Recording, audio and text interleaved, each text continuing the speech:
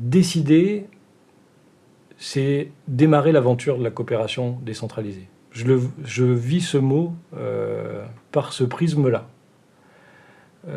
Susciter l'envie de vouloir aider un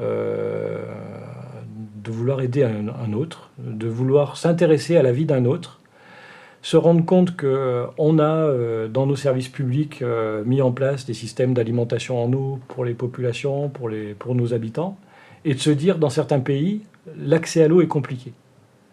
Et on va utiliser une partie de notre savoir-faire, une partie de nos compétences, on va utiliser une partie de notre argent pour pouvoir aider ces pays, pour pouvoir aider ces collectivités, aider ces usagers à accéder à l'eau, à accéder à l'assainissement.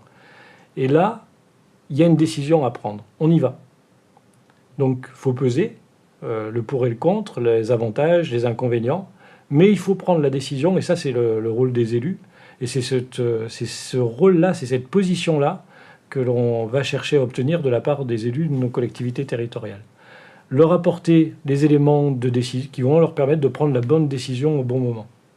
Je regrette effectivement qu'on ne soit pas plus open sur les autres, qu'on n'aille pas plus au devant des autres, et qu'on ait autant de difficultés à mobiliser des processus de coopération.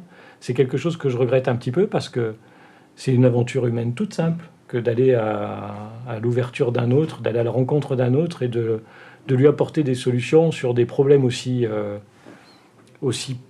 importants que l'accès à l'eau. Et je pense qu'il faut accepter le temps de l'autre. Et je pense qu'on n'est pas là... on parle de projet, on n'est pas là pour se faire plaisir, on est là pour rendre service.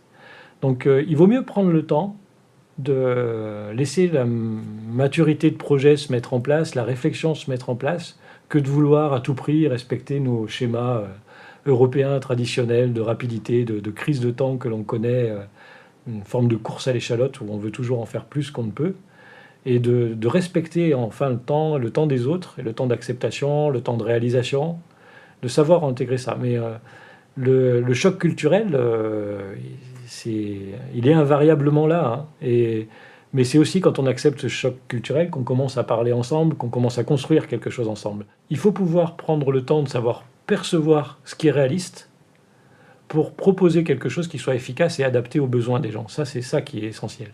Donc, savoir partager les cultures, c'est savoir prendre le temps de s'entendre et de s'écouter.